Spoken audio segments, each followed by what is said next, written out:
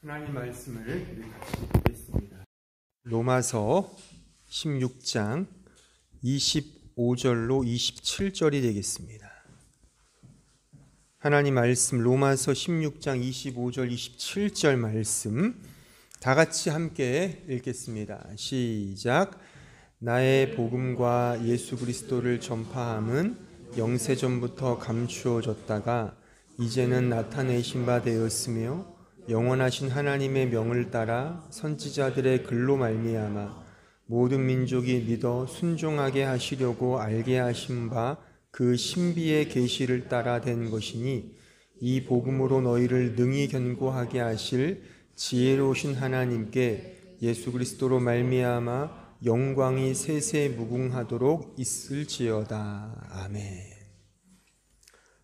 로마서 강해 197번째 시간이고요. 이제 드디어 로마서의 마지막 구절에 와 있습니다. 이제 이 구절을 끝으로 이제 앞으로 한 서너 번 정도 하면 이제 로마서 강해의 대단원의 막을 내리게 됩니다. 로마서는 복음의 진수가 담긴 말씀으로 가득합니다. 시작도 복음이고 과정도 복음이며 또한 결과 역시 지금 우리가 마지막 구절을 확인했듯이 역시 복음으로 마치고 있습니다.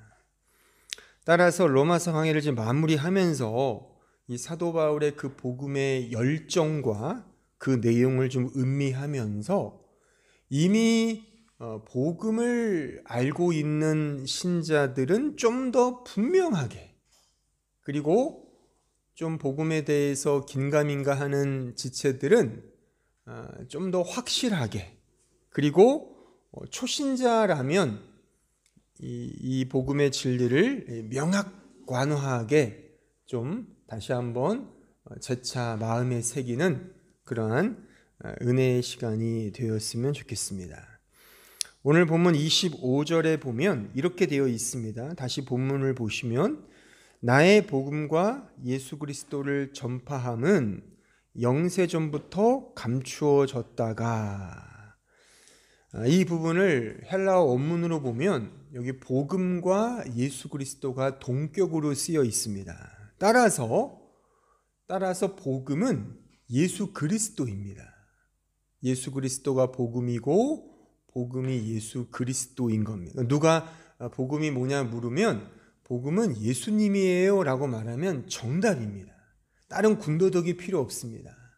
복음은 예수 그리스도다, 그겁니다. 신약 성경에서 복음이라고 번역된 헬라어 단어가 우리가 잘 알듯이 유앙겔리온이란 단어예요. 이 단어는 사실 기독교에서만 사용되는 그런 단어가 아닙니다. 원래 이 단어가 신약 시대 때 쓰일 때 그 당시나 그 전을 보면 이 유앙겔리온이라는 단어는 매우 정치적인 단어입니다. 그러니까 말하자면 전쟁의 승리를 이끄는 그 소식, 전쟁의 승리를 전하는 그 전령의 그 소식이 유앙겔리온이고, 또한 상황의 전화위복 혹은 전세의 역전, 그것이 정치든 어떤 상황이든 간에 그런 식의 전화위복의 그런 팩트를 유앙겔리온이라고 그렇게 유시지로 썼단 말입니다. 특히 로마 제국이 소부족을 점령하여 이렇게 외치는 거예요. 이제 너희들은 로마 제국이 지배하는 피식민지 백성들이다. 요 팩트가 유앙겔리온입니다. 이렇게 전하는 게 선서. 또한 몸이 아픈 자에게 이제 건강하라라고 하는 그 이야기도 유앙겔리온이고, 돈이 없어서 빌빌거리는 사람에게 돈을 주어 부유하게 하는 그것도 유앙겔리온이에요. 그러니까 여러 가지 면에서, 그러니까 안 되는 상황에서 잘 되는 그 모든 이 상황과 내용들이 다 유앙겔리온이다라고 말할 수가 있어요. 그래서 이런 말씀이 기록이 된 겁니다. 자, 누가복음 4장 18절을 보십시오. 주의 성령이 내게 임하셨으니 이는 가난한 자에게 복음을 전하게 하시려고 내게 기름을 부으시고 나를 보내사 포로된 자에게 자유를, 눈먼 자에게 다시 보게 함을 전파하며 눌린 자를 자유롭게 하고 주의 은혜의 해를 전파하게 하려 하심이라 하였더라. 이 말씀을 문자 그대로 고지고대로 보면, 그러니까 복음이란 유앙겔리오는 가난한 자에게 돈을 주는 것, 식민 지배에 시달린 사람들에게 해방을 주는 것, 앞을 보지 못하는 눈먼 자에게 다시 시력이 회복되는 것, 이런저런 어려움과 고통 속에 허덕이는 자에게 참된 자유함이 주어지는 게 유앙겔리온, 복음이다라는 그 문자적 설명입니다. 사실 이렇게 놓고 보면 복음은 기독교만의 전유물이 아닙니다. 고등 종교로 인정되는 모든 종교, 특히 불교, 이슬람교, 유대교, 천주교 또는 그 이하 민간 종교, 토테미즘 이런 거 있잖아요. 이런 말도 안 되는 푸닥거리하는 그런 종교 철학에도 이 유앙겔리온이라는 복음이 다 존재합니다. 특히 그 고등 종교 중에 몇 가지를 제가 설명해 드리면, 그 불교라는 그 잘하는 불교 있잖아요. 그 불교에도 복음이라는 게 있어요. 이 불교의 구원은 구제, 제도 혹은 해탈, 열반이라고 합니다. 그러한 구원, 그러한 해탈과 열반을 가져오는 복음을 그 인도 계열의 이 불교는 다르마라고 해요. 다르마. 이 다르마가 우리나라 한자로 번역하면 법이에요. 법, 율법입니다. 그러니까 불교의 구원과 복음은 철저히 다르마에 잘 순종하여, 이 다르마가 이 자연의 질서거든요.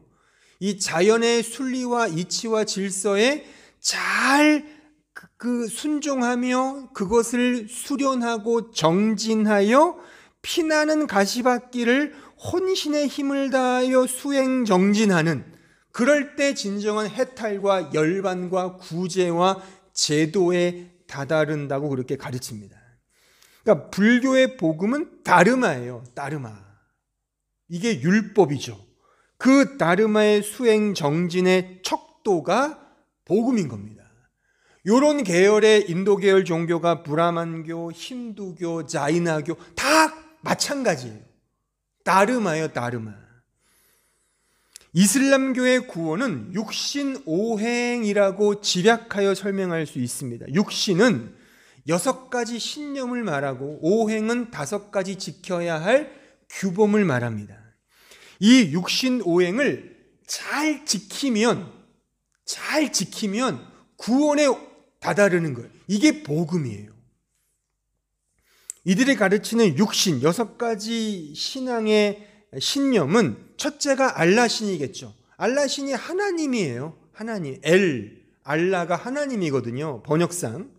구약의 하나님 말하자면. 또한 천사, 쿠란이죠. 이 이슬람교의 경전. 대사도인 예언자 이 마호메트, 무함마드. 또한 최후의 심판, 정명이라고 하는 우주현상의 일체, 돌아가는 이 다르마, 순리죠.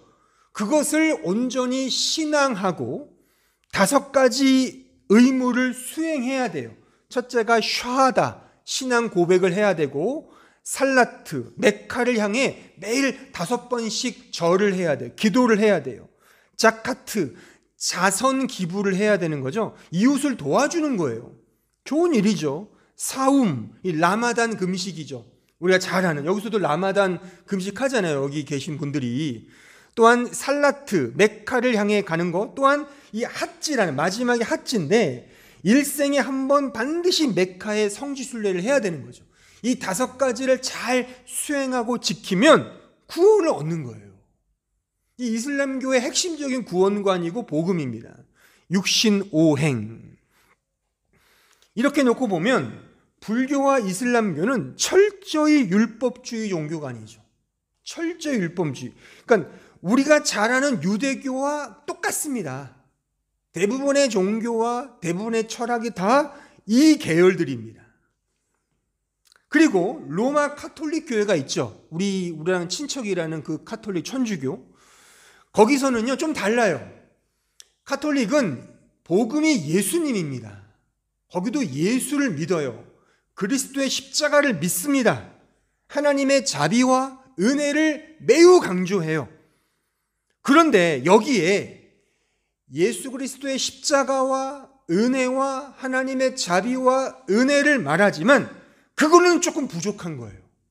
거기에 교회와 신자 개인이 어떤 식의 반응을 보여야 되는 겁니다.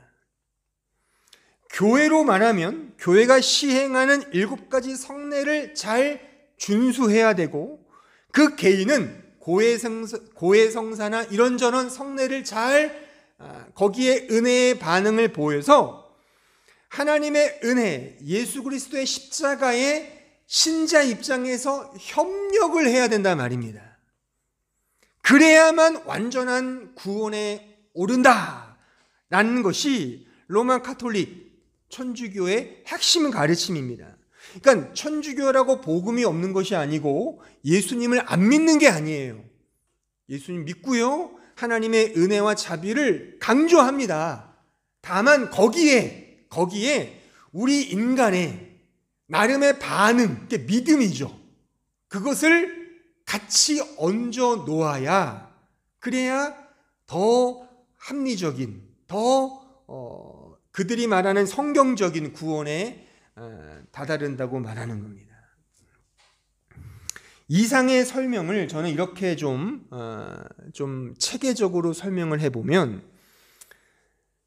이슬람교와 불교가 말하는 구원을 자력 구원관이라고 말을 한다면, 로마 카톨릭 교회와 같은 복음을 말하지만, 예수님을 말하고 은혜를 말하지만 거기에 우리 인간의 노력과 행위가 어느 정도 협력이 돼야 된다는 요 입장을 협력 구원관이라고 말하는 거예요. 물론 세 번째가 있겠죠. 우리가 추구해야 될 은혜의 구원관이 있는 겁니다. 자력 구원관은 사실 이 시대의 대세입니다. 자력 구원은 단지 종교 안에서만 머물지 않고 거의 모든 영역에서, 모든 영역의 정신사를 지배하는 주류 구원관입니다. 보편 인간이라면 다르마, 법이라는 게 있지 않습니까? 법, 다르마, 율법, 내가 지켜야 될 원리, 원칙이 있단 말입니다. 거기에 매이는 게 굉장히 쉽고, 그렇게 매여서 나를 거기에 이렇게 합당하게 만들어가는 그 과정이 굉장히 멋지고 신나고 굉장히 아름다워 보입니다. 그런 다르마의 원리는 예를 들면 이런 거죠. 뭐 뿌린 대로 거둔다. 그렇죠? 물은 위에서 아래로 흐르는 법이다. 그러니까 순응해야 된다. 순리에 우리는 순응하며 사는 것이다. 얼마나 멋져요. 이게 다르마예요. 이게 율법이고요. 하늘은 스스로 돕는 자를 돕는다. 맞죠? 열심히 노력하는 자에게 하늘도 감명하여 복을 준다. 맞죠? 일찍 일어나는 새가 먹이를 먹는다. 맞죠? 그러니까 일찍 일어나 부지런해야 돼요. 맨날 뒤집어 자면 안 됩니다. 저도 늘 우리 애들에게 하는 말인데, 이게 다르마예요. 다르마. 목사가 돼서 늘 허구한 날 그렇게 잔소리 한다니까요. 고진감래, 이게 다르마예요. 이게 법이죠.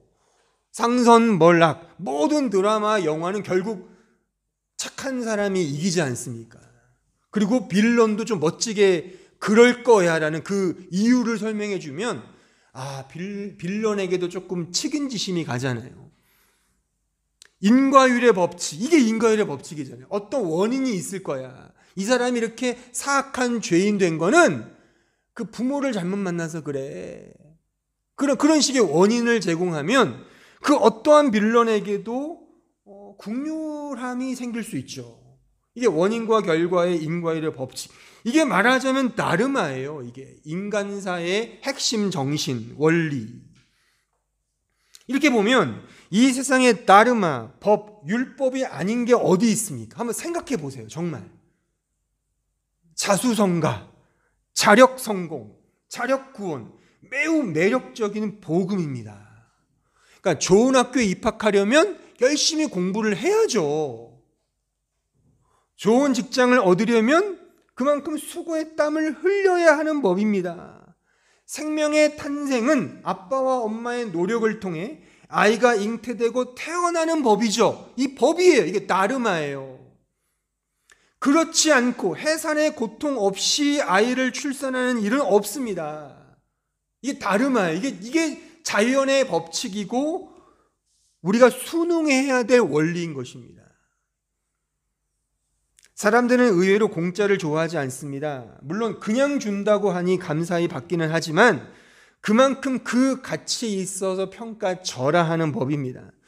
사람들은 오히려 수고하여 얻고 노력하여 쟁취하고 큰돈 들여서 얻어낼 때 뿌듯함과 보람을 느끼는 법입니다.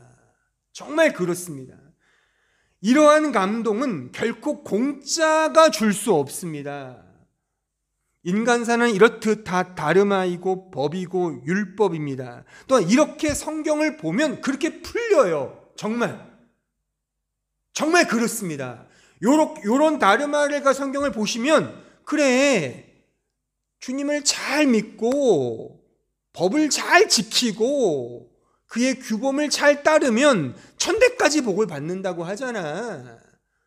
다르마죠. 이것도 말하자면 다르마죠. 또한 다르마에 익숙한 학설이 하나 있죠. 가장 과학계에서 아주 정설로 생각하는 것, 그게 뭐예요? 진화론이죠.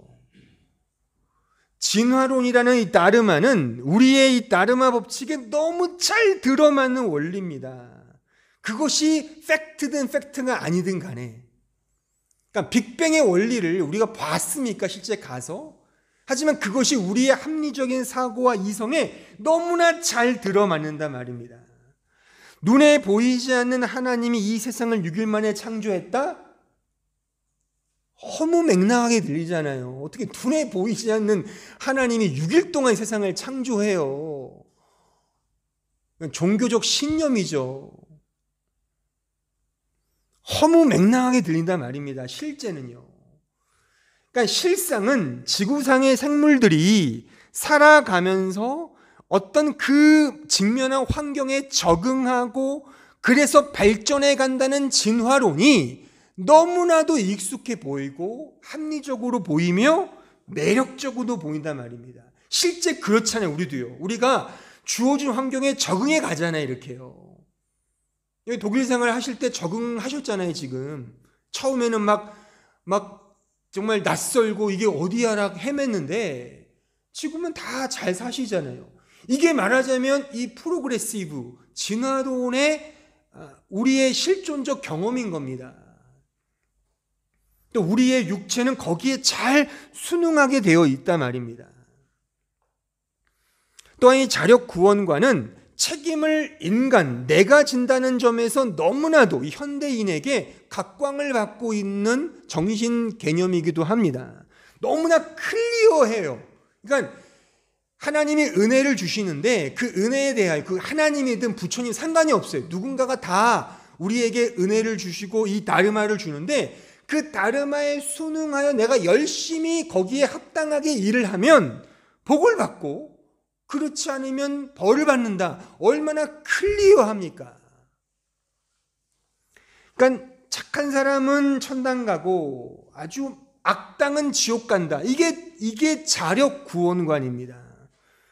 굳이 하나님에게 애꿎은 책임을 전가할 필요가 없어요.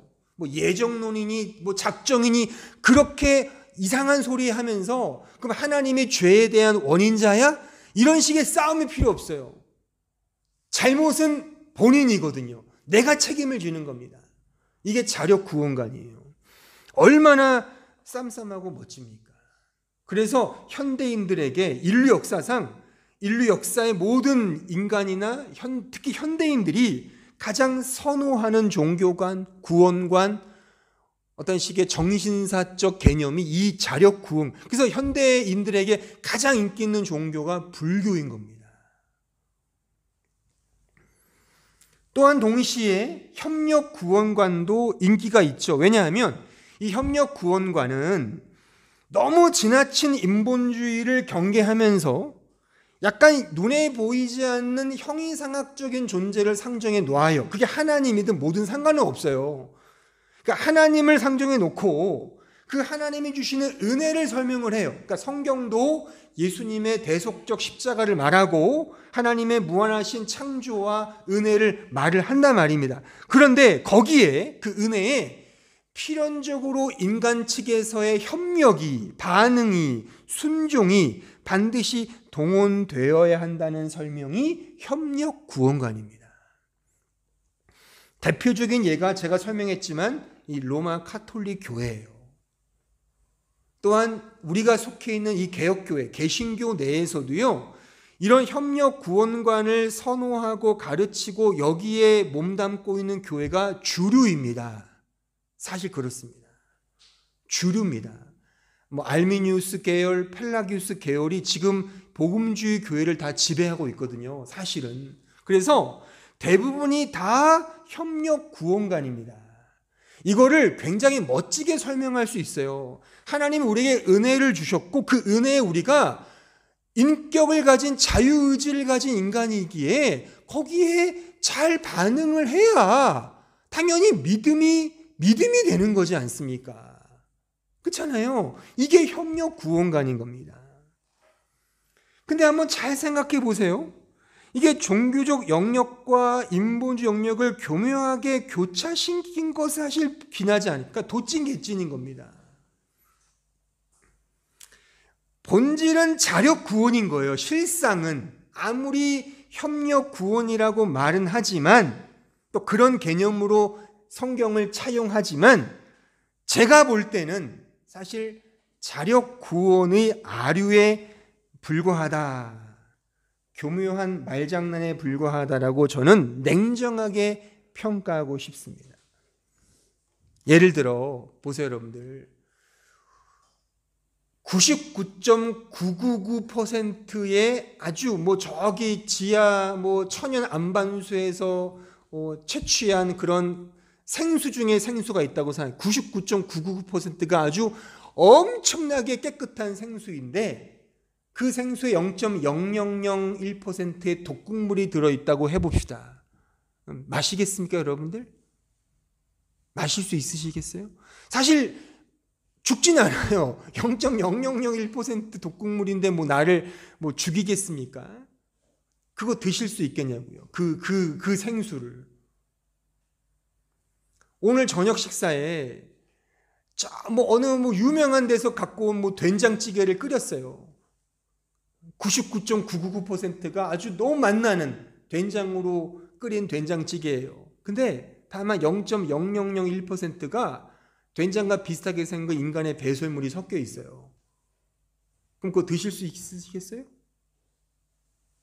응? 있으시겠어요? 거부하겠죠. 누가 그 얘기하지 말든가. 그걸 누가 먹겠습니까? 말하자면 협력 구원관이 이런 겁니다. 99.999%가 하나님의 은혜를 하더라도 0.0001%가 인간의 노력과 행위가 포함되어야 한다면 그거는 은혜가 아닌 겁니다. 그것만큼 하나님께 대한 불경함이 없단 말입니다. 99.999%의 생수에 0.0001%의 독극물을 줄 때 안 먹는 여러분들이, 인간이 어떻게 하나님의 은혜입니다 말해놓고 당신의 은혜는 99.999%예요. 하지만 0.000%인 내가, 인간이 거기에 협력을 해야 은혜가 은혜 내는 거죠라고 하면 그것만큼 하나님의 은혜를 현격히 부인하거나 이런 게 어디 있습니까? 따라서 협력 구원관은 말하자면 자력 구원관의 아류라고 제가 말하는 겁니다. 동시에 이 협력 구원관이 성립되기 위해서는 성경이 가르치는 너무나 중요한 교리들, 원리들, 진리들을 이렇게 훼손시켜야 합니다. 몇 가지를 제가 설명하면 대표적인 예가 인간의 타락은 완전한 타락이 아니라 선택적 타락이라고 말한단 말입니다. 그래야만 인간이 행할 수 있는 여지가 생기죠. 아담 이후에 타락은 했지만 그 타락은 토탈 디프레버티, 완전한 타락이 아니라 전적 타락이 아니라 그냥 약간 어느 정도 상당한 어느 정도의 타락이야. 그 남아있는 인간의 그 자유의지적 선함이 있단 말이지. 그걸 가지고서 하나님의 은혜에 내가 화답하는 능력을 내가 드릴 수 있다라고 말한단 말입니다.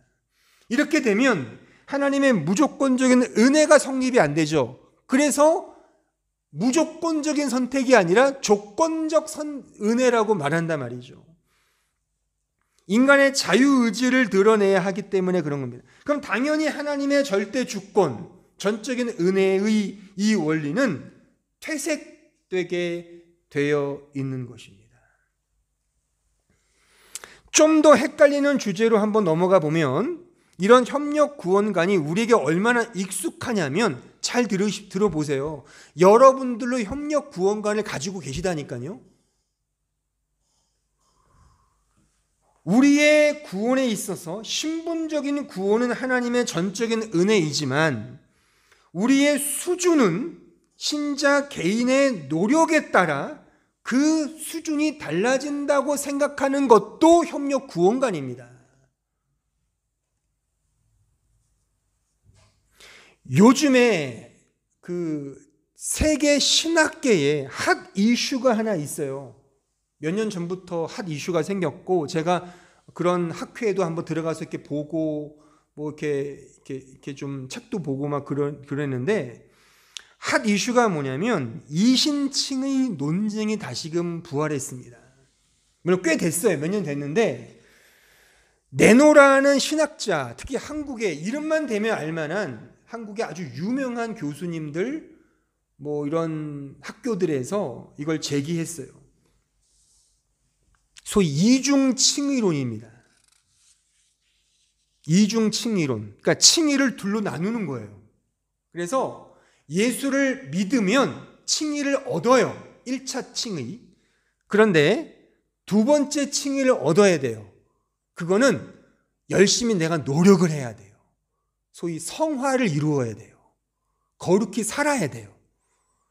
말씀에 순종해야 돼요. 그러니까 거룩하지 못하면 그 칭의가 확정이 안 돼요.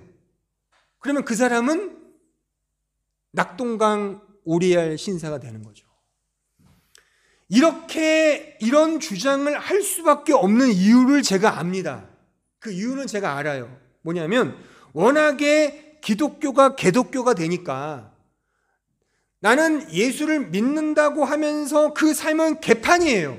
그러니까 워낙에 이런 부분에 대해 민감한 이 현대 사회에서 신학자들과 교회가 골몰한 끝에 만들어낸 게 이런 이중칭의 또는 신분의 구원과 수준의 구원을 나눠서 교묘의 협력 구원관으로 가르친단 말입니다. 짬뽕이죠. 짬뽕은 맛있잖아요. 짬뽕은 맛있긴 하지. 우리는 근데 좋습니다. 좋아요. 좋다 이겁니다. 여러분들도 아마도 이런 경향들이 있을 거라고 저는 생각해요. 여전히 예수를 입으로만 믿는 사람들을 보면서 어떻게 저거를 영화의 밀량 같은 거 보면 나 교도소에서 사람 죽이고 교도소 갔는데 예수 믿는다고 나 용서받았어 그러면 얼마나 재수 없습니까? 그렇잖아요. 그러니까 그런 것들을 보니까 도저히 용납이 안 되는 거죠. 그러니까 좋아요. 그게 좋다 이겁니다. 저도 인정합니다. 인정하는데 우리가 추구해야 될 거는 성경이잖아요. 성경. 그러니까 성경의 말씀이 어떻게 말하느냐. 그러니까 성경으로 돌아가자 그거죠. 과연 성경은 복음과 구원을 어떻게 말하고 있는가? 우리가 지금 이 로마서를 공부하면서 계속 이 복음의 실체를 지금 계속 우리가 확인하고 있지 않습니까?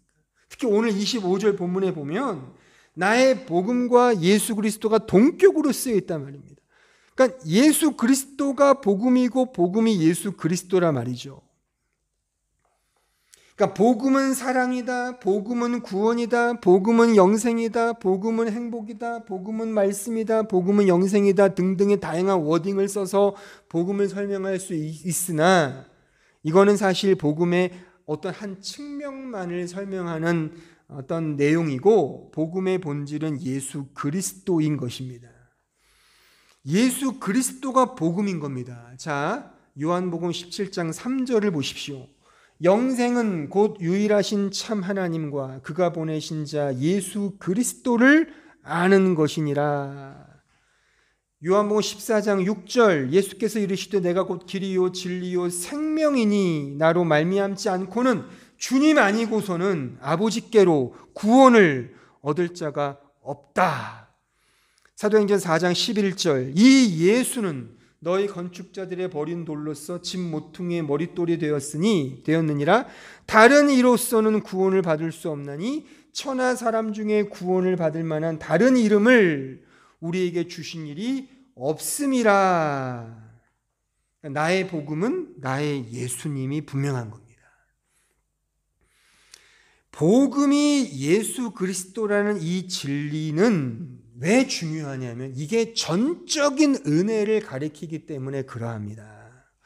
왜냐하면 예수 그리스도는 하나님으로서 우리를 위해 이 세상에 오셨기 때문이잖아요.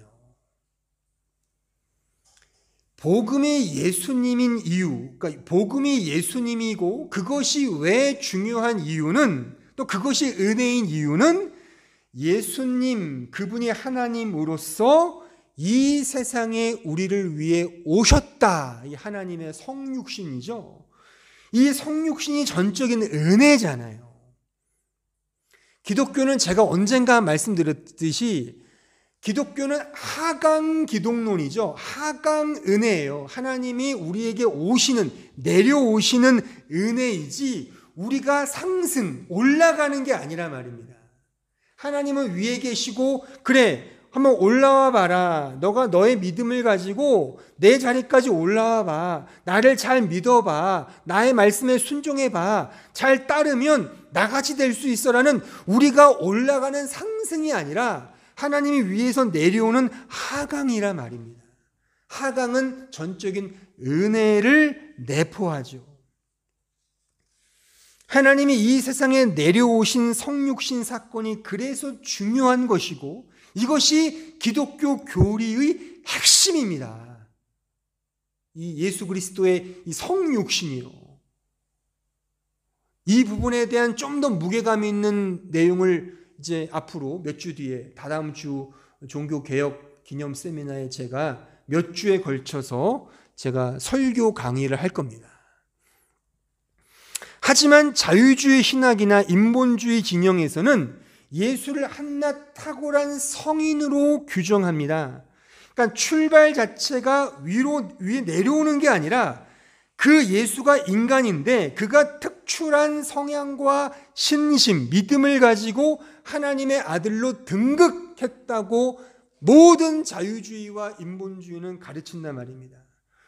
그 예수님처럼 우리도 예수님을 잘 담기 위해 노력을 하면 나 같은 한낱 인간도 예수님처럼 신으로 등극할 수 있다는 소위 신격화, 디어피케이션, 신성화를 가르친단 말이죠. 이 신격화가 기독교의 성화가 되어버렸습니다.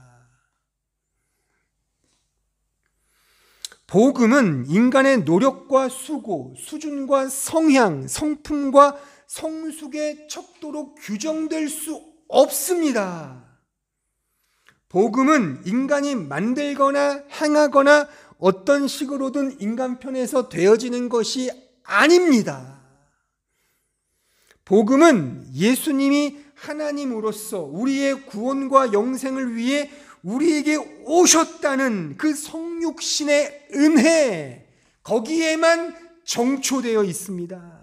이게 복음이에요. 그래서 전적인 은혜인 겁니다.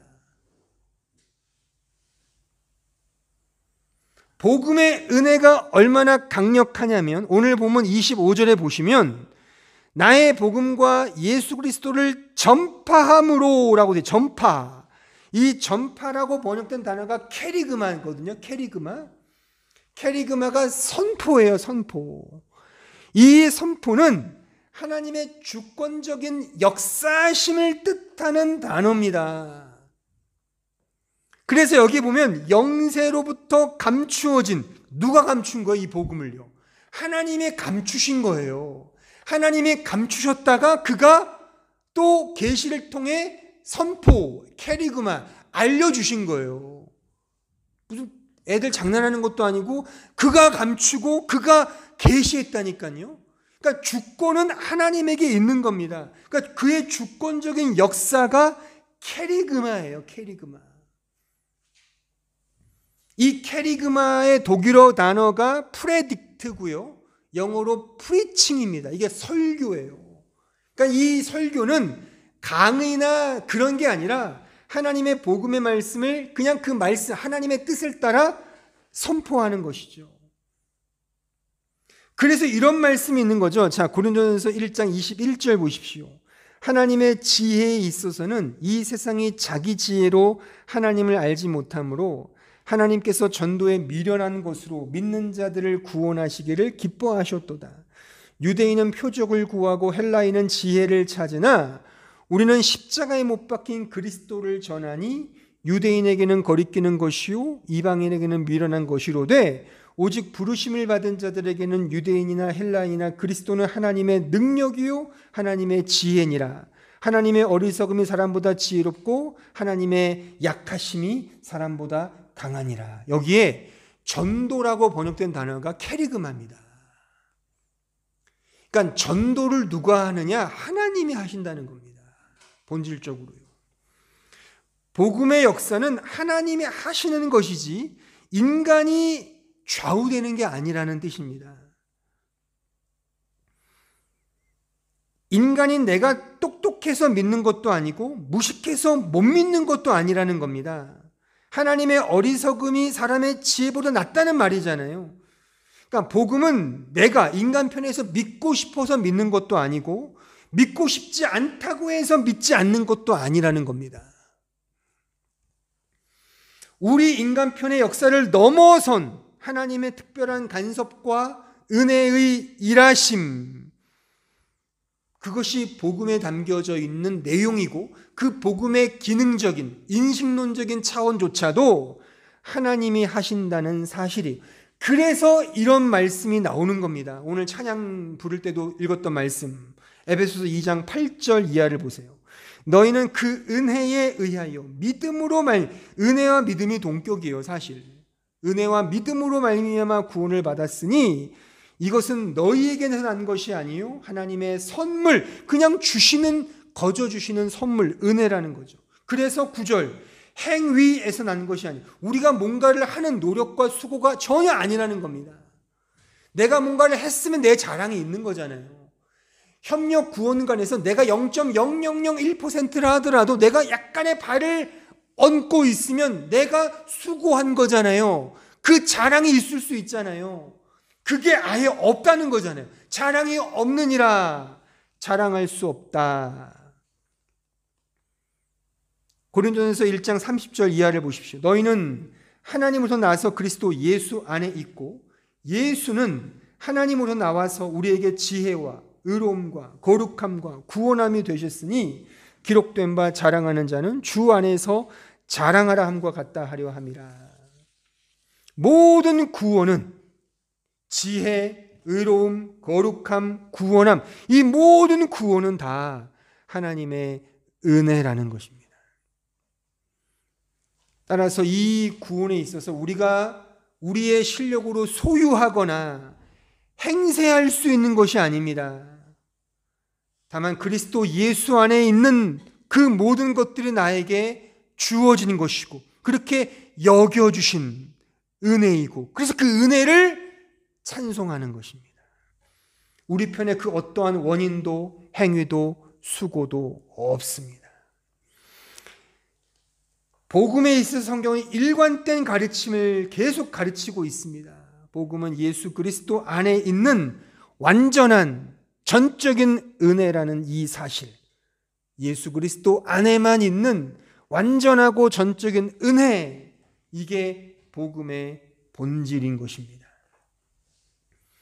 따라서 이 시간 여러분들이 이미 이 복음에 대한 확신을 가지고 구원의 확신을 갖고 있는 사람이라 하더라도 지금 제가 설명한 이 은혜와 은혜의 복음 앞에 모든 것은, 지금 제가 이 자리에 앉아 있는 이유는 하나님의 은혜입니다 라는 고백을 해야 되는 것이고, 긴가민가 하는 지체들은 정말 모든 것이 은혜입니다 라는 이 사실을 확인해야 되는 것이며, 초신자라 한다면 이 복음 앞에 분명한 확신을 가지셔야 하는 것입니다. 기독교의 복음이 말하는 구원의 실체는 하나님의 전적인 은혜인 것입니다. 그럼에도 불구하고 쉽지 않아요. 쉽지 않습니다. 왜냐하면 우리는 뼛속까지 나 자신을 사랑하는 그 sinful nature, 이 자기애의 본성이 있기 때문에 육신을 벗지 않는 한 이러한 본성은 죽을 때까지 나를 은혜보다도 자기 힘으로 뭔가를 구현해내는, 하나님의 사랑보다는 율법을 내가 지킴으로 영생에 도달하겠다는 그런 식의 만족함, 자신의 행위를 근거로 수고하고 노력하려고, 그래서 거룩해지고 성화되려고 하는 그런 자기 자랑이 독버섯처럼 우리 안에 늘 내재되어 있다는 사실, 그러니까 늘 스스로에게 오늘 말씀을 비추어서 성찰하셔야 하는 이유가 여기 있는 겁니다. 끝으로 제가 좀 구체적으로 하나 더 강조하고 싶은 것은, 신앙생활을 좀 하면서, 그러니까 신앙생활을 좀 하다 보면 신자가 가장 빠지기 쉬운 오해 중에 하나가 성화라는, 주님을 닮아가는 그 어떤 모습인데, 이 부분을 우리가 은혜로 이해하지 못하고 자꾸 내가 노력하는 결과로 이해한단 말입니다. 즉 내가 내 힘으로 거룩해지고 내 힘으로 결단하고 노력하고 내 행위의 선한 결실의 여부에 따라 더 거룩해지고 덜 거룩해지는 그런 식의 차등과 차이가 있다고 우리는 쉽게 이해한단 말입니다. 그거는 협력 구원관에서 말하는 성화론입니다. 근데 이러한 협력 구원관의 성화가 우리 이 개혁교회 안에 뿌리를 내린 이유 중에 하나가, 좀 민감한 얘기일지 모르지만 제가 작년에 강의했던 그 청교도들의 좀 착오가 있었습니다. 그러니까 청교도 작품을 무작정 좋아하시면 안 됩니다. 제가 예전에 그 유아 세례 하면서 그 제도 한때 청교도를 좋아해서 청교도 책이 되게 많아요, 집에. 그래서 제가 자녀 교육에 관한 청교도 책을 제가 읽어보라고 줬거든요. 근데 그 지체가 이렇게 말을 하는 거죠. 너무 이거는 좀 목사님 설교랑 조금 아닌 것 같은데요. 그러더라고요. 잘 이해했다. 그러니까 도전을 받는 건 좋은데, 이렇게 성경 밖에 성경의 인물처럼 정말 탁월히 살았구나, 어떻게 자녀들을 이렇게 철저히 말씀으로 키웠을까를 도전을 받는 건 좋은데 자칫 그것이 율법주의가 될 수 있단 말입니다. 그러니까 조심하셔야 돼요. 우리의 노력으로 성화되는 게 아닙니다. 성경이 말하는 참된 거룩과 성화는 은혜예요. 은혜인데 제가 이렇게 표현하고 싶어요. 신자가 거룩해져서 성화되는 것이 아니라 나는 정말 거룩해질 수 없는 죄인 중에 괴수입니다. 이걸 알고 그래서 주님의 십자가만을 온전히 간절히 붙드는 그 믿음, 그게 성화입니다. 더 이상 클리어하게 설명할 수 없어요. 제가 작년인가요? 재작년에도 성화론에 대해 설교를 했거든요. 참고를 하십시오. 그러니까 성화는 나의 인격과 자질과 성품이 달라지는 게 아닙니다. 변화되는 게 아닙니다. 중요한 건 나는 정말 거룩해질 수 없는 죄인 중에 괴수 맞습니다. 나 개쓰레기 맞아요. 이거 알고 그래서 나는 오직 주님의 십자가만을 붙듭니다. 이 믿음, 이거 아는 게 성화인 겁니다. 자, 요한일서 1장 7절 이하를 보세요. 그가 빛 가운데 계신 것 같이 우리도 빛 가운데 행하면 우리가 서로 사귐이 있고 그 아들 예수의 피가, 보세요, 예수의 피가 우리를 모든 죄에서 깨끗하게 하신다. 내가 내 죄를 죽이는 싸움이 아닙니다. 예수의 피가 나를 씻겨주시는 은혜이지, 만일 우리가 죄가 없다고 말하면 스스로 속이고 또 진리가 우리 속에 있지 아니할 것이요, 만일 우리가 우리 죄를 자백하면 그는 미쁘시고 의로우사 우리 죄를 사하시며 우리를 모든 불의에서 깨끗하게 하실 것이요, 만일 우리가 범죄하지 아니하였다 하면 하나님을 거짓말하는 이로 만드는 것이니 또한 그의 말씀이 우리 속에 있지 아니하니라. 이게 어떤 의미인지 아시겠어요? 이해 안 되시면 집에 가셔서 10번, 20번 읽어보세요. 제가 오늘 지금 설명하는 이 설명을 들으시고요. 우리의 죄 없음, 거룩, 성화는 내가 노력하여 얻어내는 차원이 아니라 오직 예수 그리스도의 피가 나를 거룩해 해준다는 말씀입니다. 예수를 믿으면 그 피가, 보혈의 능력이 나를 거룩하게 만드는 겁니다. 이런 의미에서 신자는 지금 믿으면 그냥 의인이 된 거예요. 완전히 거룩한 신자가 됐다니까요. 그러니까 요한 웨슬레의 완전 성화, 오히려 우리가 완전 성화 된 겁니다. 말씀이 나와 있지, 예수를 믿으면 그 피가 나를 깨끗하게 씻겨 주었다. 완료형. 다만 우리는 여전히 육신이라는 이 sinful nature, 육신을 입고 있는 한 실존적으로 죄를 짓죠. 이런 의미에서 죄인도 맞아요. 그래서 신자는 의인이지만 동시에 죄인인 겁니다. 그런데 지금 읽은 말씀 속에서 그 죄는 신자에게 고백과 자백으로 나타나게 합니다. 그러니까 자백한다 그러잖아요. 1장 9절 보세요. 만일 우리가 우리 죄를 자백하면, 이게 현재 시제예요. 자백하면 그는 미쁘시고 의로우사 우리 죄를 사하시고는 자백한 이후에 생긴다는 차원의 그 진행이나 그 같은 시제가 아니라 이 시제가 부정과거 시제입니다. 그러니까 문법상으로는 이게 안 맞는 말씀인 거예요. 이게 자백을 하면 사해주께가 당연히 뒤따라오는 미래 시제든 현재 진행형이든 돼야 되는데, 헬라어 성경을 보면 자백하면은 현재 시제예요, 실존적으로. 근데 사해준다가 부정과거 시제라니까요. 또한 깨끗하게 한다는 이 말씀도 부정과거 시제예요. 이미 되어진 거. 그러니까 이것은 우리에겐 있는 이 죄는, 실존적인 죄는 이 자백을 통하여 하나님의 은혜와 그 영원하신 하나님의 언약이잖아요. 이미 이루어진 영원한 언약을 신뢰하는 그 믿음으로 향하게 한다. 그런 의미에서 이 믿음이 성화인 것입니다. 내가 내 죄를 막 죽이고 이러면서 점진적으로 성화되는 차원도 물론 있겠으나, 이것은 이제 우리의 실존적 죄에 대한 버릇들을 조금씩 고쳐나가는 건 있겠죠. 아니, 어떻게 우리가 발전 없이 살겠습니까? 그렇잖아요. 작년보다 좀 더 나은 성향이 돼야 되는 건 맞는 거지, 인간이라면. 우리 꼬맹이들도 점점 커갈수록 다 알아듣잖아요. 얼마나 잘 알아들어요, 애들이. 자연적인 성장도 그러한데 우리의 성품도 좋아져야죠. 근데 이게 성화가 아니라, 성화는 하나님의 은혜인 겁니다. 영원한 언약에 대한 그 언약에 대한 신뢰이며 믿음. 나는 정말 죄인 맞습니다. 그러니까 죄를 회개합니다. 자백합니다. 또 죄인입니다. 그러면서 근데 그 자백을 통해 하나님의 영원한 언약으로 가네요. 아, 이게 있었지.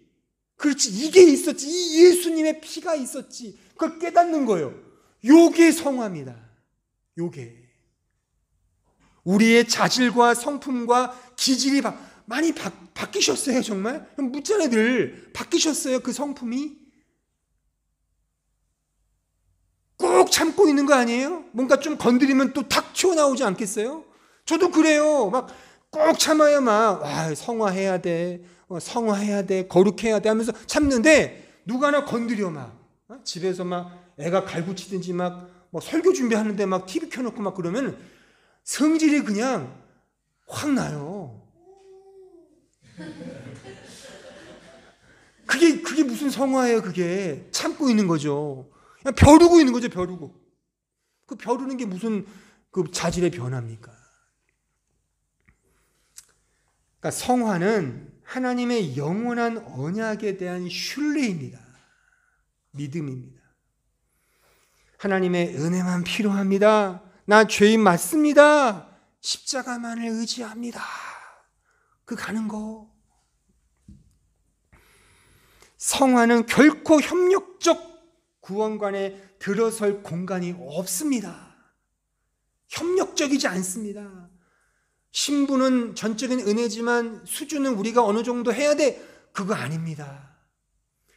그렇게 이야기하는 분들이 많아요. 협력 구원관이에요, 그게. 그러니까 그런 분들도 있을 수 있어요. 저는 딴지 걸고 싶지 않습니다. 그게 믿고 잘하면 돼요. 예수 잘 믿으면 되죠, 어쨌든 잘 믿는 게 중요한 거니까.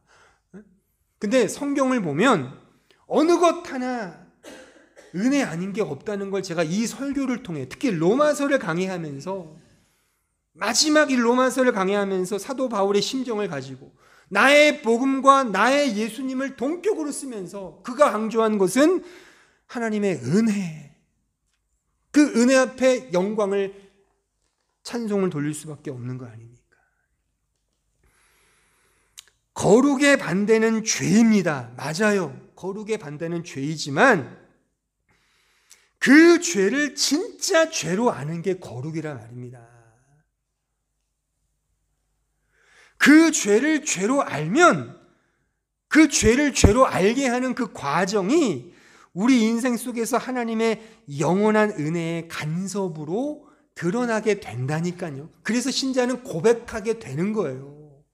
그래서 저도 종종 그러잖아요. 하나님의 영원한 언약에 근거할 때는 우리가 너무 지나치게 회개하는 것도 바람직하지 않아요라고 말하기도 한단 말이죠. 하지만 이런 맥락에서는 매일같이 고백할 수 있는 거예요. 왜요? 그 고백을 통해 죄를 죄로 아니까 누구를 붙들겠습니까?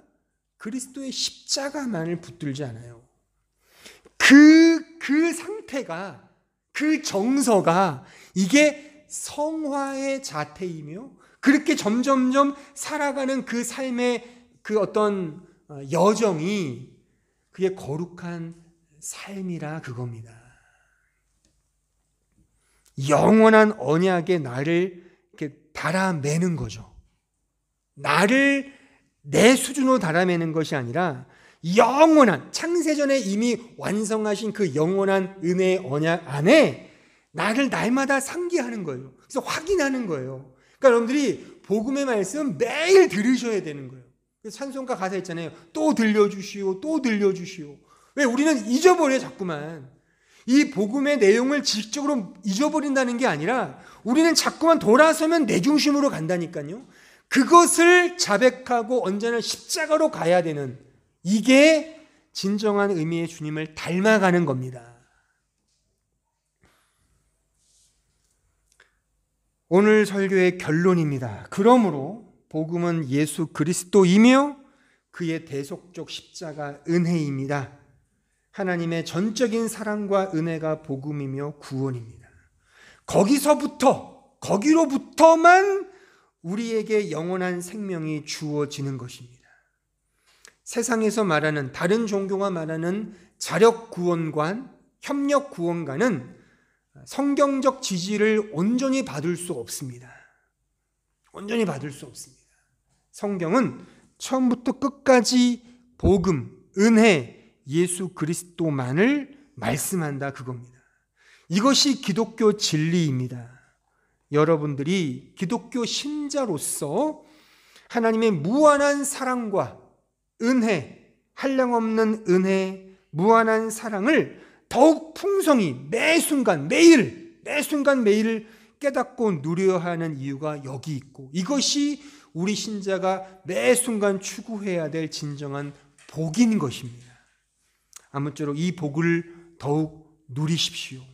이 복을 더 많이 전하고 나누시는 우리 사랑하는 한마음 교우들이 되길 진심으로 바랍니다. 기도하겠습니다. 은혜로우신 아버지 하나님, 오늘 말씀을 통하여 또다시 확인했습니다. 복음은 예수 그리스도이며 전적인 은혜이며 전적인 하나님의 한량없는 사랑임을 확인했습니다. 우리는 이 말씀, 이 복음을 들을 때 너무나 기쁩니다. 감사합니다. 찬송이 터져 나옵니다. 하지만 동시에 돌아서면 또 잊어버립니다. 언제나 나의 노력과 나의 실력과 나의 수준 타령을 합니다. 나의 수준이 올라가면 기뻐하고 나의 수준이 내려가면 절망합니다. 그러므로 신자가 되었어도 여전히 절망하고 좌절하고 실패를 맛보는 것처럼 자유 없이 살아갈 때가 너무나 많고, 이런 것들이 다른 사람들에게 투영되어 못난 신자들을 비판하고 판단하고, 그렇게 하여 나 잘난 맛에 신앙생활하는 것이 우리 자신이 아닌지 돌아봅니다. 주님, 저들을 불쌍히 여겨주시고 오직 은혜이며 오직 믿음이오니 예수 그리스도의 십자가만을 바라보아 우리가 실존적으로 죄를 짓더라도 날마다 자복하고 자백하며 고백하여 그 영원한 언약이신 십자가만을 붙드는, 그 보혈의 피만을, 그 보혈의 능력만을 붙드는 참된 믿음의 종들 될 수 있도록 은혜와 자비를 베풀어 주시옵소서. 예수님의 이름으로 기도하옵나이다. 아멘.